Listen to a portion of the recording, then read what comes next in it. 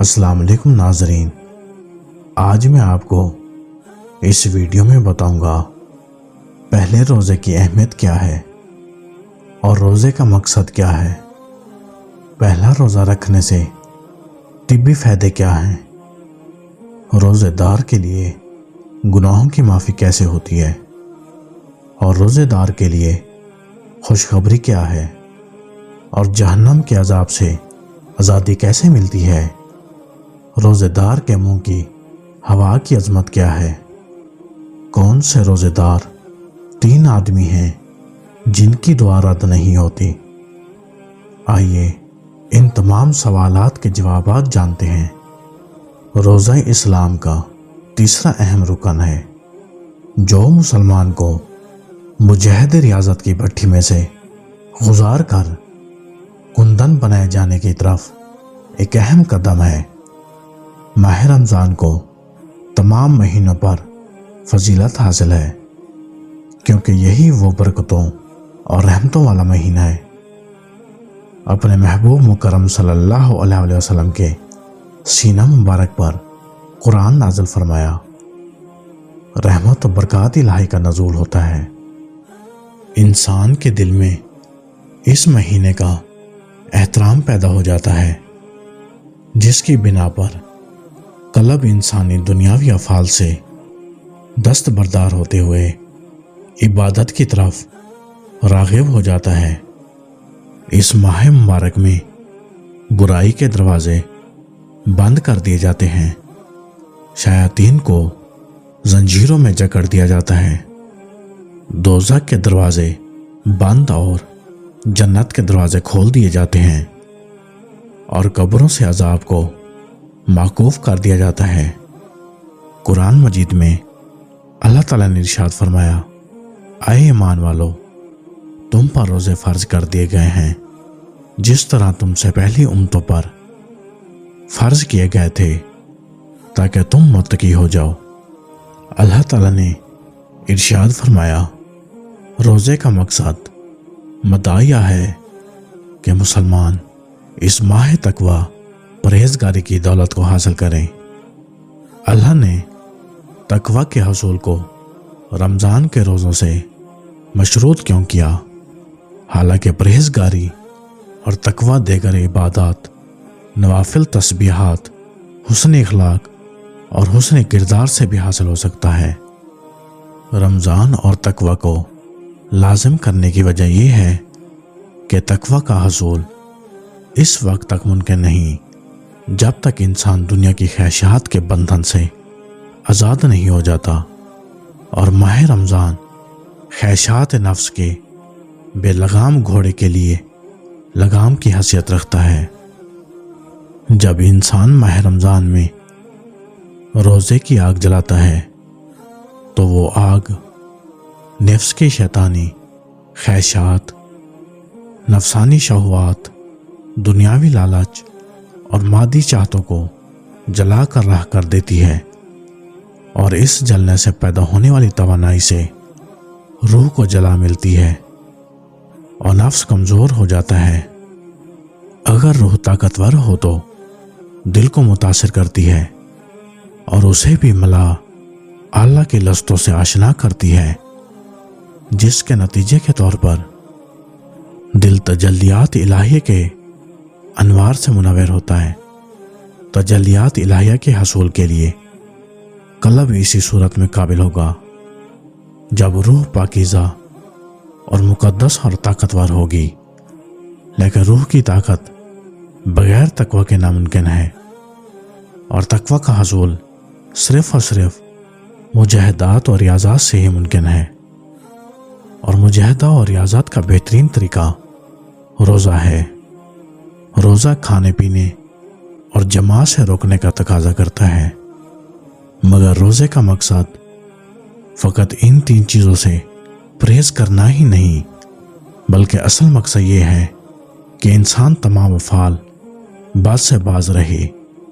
یہ بات قابل توجہ ہے کہ روزے کی حالت میں انسان بھوک پیاس سے تڑپ رہا ہو اور ٹھنڈا پانی، لذیذ کھانا بھی موجود ہو، مگر پھر بھی وہ کھانے اور پانی کو ہاتھ لگانا تو دور کی بات اسے دیکھنا بھی گوارا نہیں کرتا۔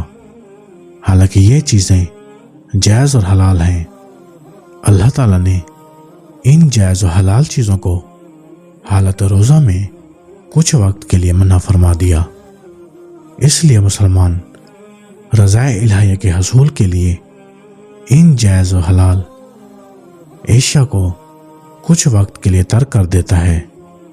گویا مسلمان اگر حلال اشیاء سے حکم الہی کے تحت باز آیا تو وہ افعال اور اشیاء جن کو ہمیشہ ہمیشہ کے لیے حرام قرار دیا ہے اور ان سے بچنے اور دور رہنے کی ہدایت فرمائی گئی۔ مثال کے طور پر شراب نوشی، بدکاری، جھوٹ، غیبت، چغلی، رشوت اور غصہ وغیرہ، تو انسان ان حرام و ناجائز افعال سے باز کیوں نہیں آئے گا؟ حضور پاک صلی اللہ علیہ وسلم نے فرمایا، جس نے جھوٹ بولنا اور اس پر عمل کرنا نہیں چھوڑا، اگر روزے کی حالت میں کھانا پینا ترک کر دیا تو اللہ تعالیٰ کے نزدیک اس کی کوئی قدر نہیں۔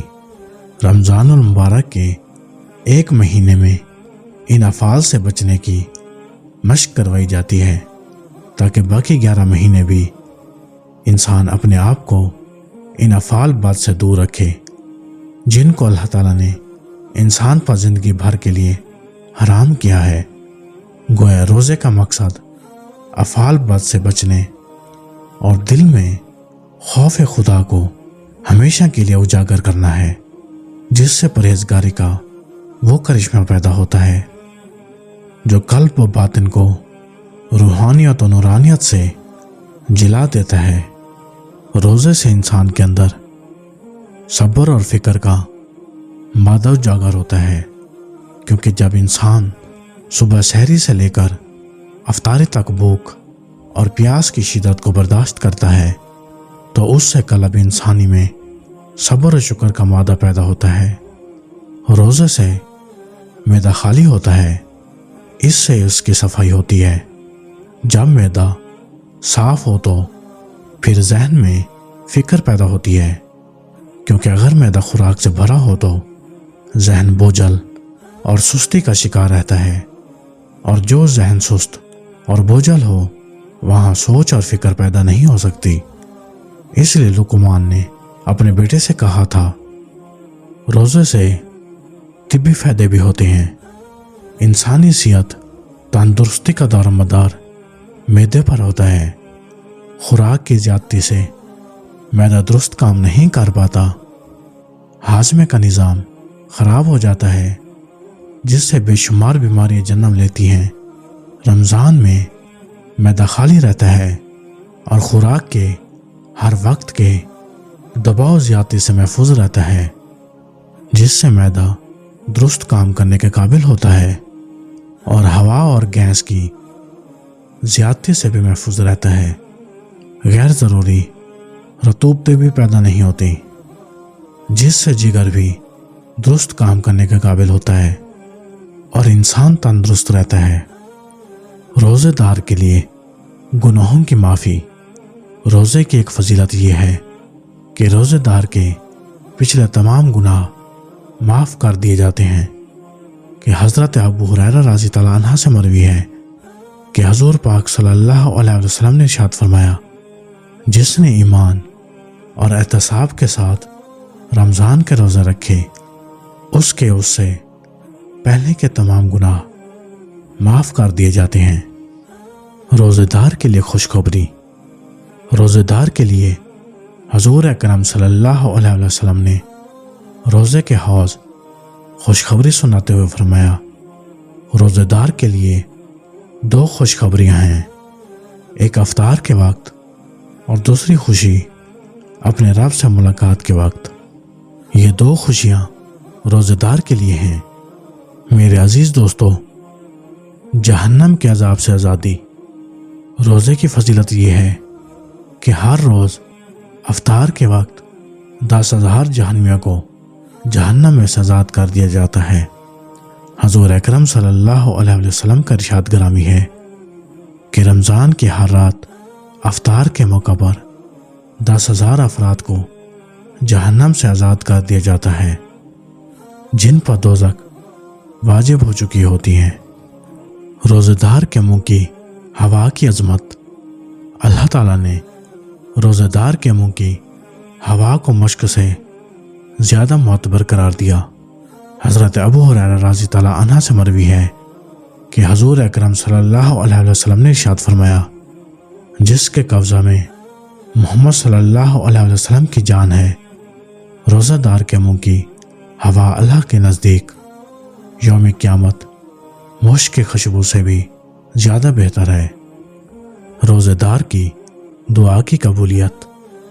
حضرت ابو ہریرہ رضی اللہ عنہ سے روایت ہے کہ حضور اکرم صلی اللہ علیہ وسلم نے فرمایا، 3 آدمیوں کی دعا رد نہیں ہوتی، ایک روزہ دار کی افطار کے وقت، دوسرا عادل بادشاہ کی دعا، اور تیسرے مظلوم کی دعا جس کو اللہ تعالیٰ بادلوں سے اوپر اٹھا لیتا ہے اور آسمان کے دروازے اس کے لیے کھول دیے جاتے ہیں، اور ارشاد ہوتا ہے کہ میں تیری ضروری مدد کروں گا۔